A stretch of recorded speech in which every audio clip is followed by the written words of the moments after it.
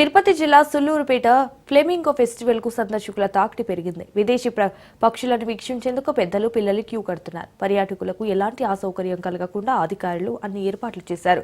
దశాబ్దాలుగా నేలపట్టు విదేశీ పక్షుల సంతానోత్పత్తి కేంద్రానుగాను పక్షుల రక్షిత కేంద్రంగాను బాసిల్లుతోంది. ప్రతి ఏటా రంగురంగుల పక్షులు వేల సంఖ్యలో ఇక్కడికి వచ్చి వాలుతాయి. సుమారు 6 నెలల పాటు అక్టోబర్ నుంచి ఏప్రిల్ వరకు ఇక్కడే విడిది చేసి సంతానోత్పత్తిని పెంచుకుని తిరిగి వెళ్లిపోతాయి. ఆహార వేటలు సాగించే విన్యాసాలు పక్షి ప్రేమికులు పర్యాటకులను కనువిందు చేస్తున్నాయి. ఈకాట్ సరస్సులో పక్షులు ఎలా ఉంటాయి ఏమి చూడాలని చాలా ఉత్సాహంగా ఉండేది. మరి ఈ రోజు ఏపీ టూరిజం వాళ్ళు తిరుపతిలో అరేంజ్ చేసినటువంటి ఒక బస్సు ద్వారా నేను ఇక్కడికి చేరుకోవడం జరిగింది. ఇక్కడ వీళ్ళు చేసిన ఏర్పాట్లు కానీ లేకపోతే ఇక్కడ చేసే పక్షుల కిలకిల రావాలు కావచ్చు, లేదంటే ఈ ప్రకృతి కావచ్చు, చాలా చాలా సుందరంగా ఉంది, అందంగా ఉంది. పక్షులు చూడటానికి చాలా ముచ్చటగా ఉన్నాయి.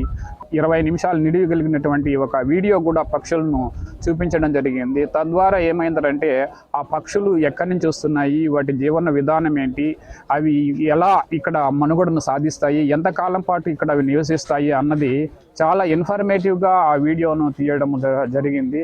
నిజంగా కూడా ఇది పిల్లలందరూ కూడా చూసి తెలుసుకోవాల్సిన ఒక ప్రయత్నం అయితే చేయాల్సి ఉంది.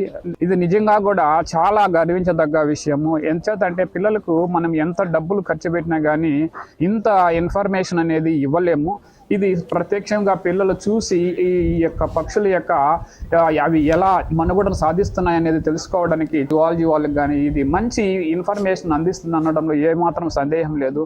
ముఖ్యంగా చిన్న పిల్లలకు కూడా చాలా ఆహ్లాదకరంగా పిల్లలు అయితే చాలా ఇక్కడ ముఖ్యంగా పార్కులు కూడా ఏర్పాటు చేయడం జరిగింది. చిన్నపిల్లలు ఆడుకోవడానికి పార్కులు అయితేనేమి, లేక పెద్దవాళ్ళకు ఆహార పానీయాలు అయితేనేమి అన్నీ కూడా మంచి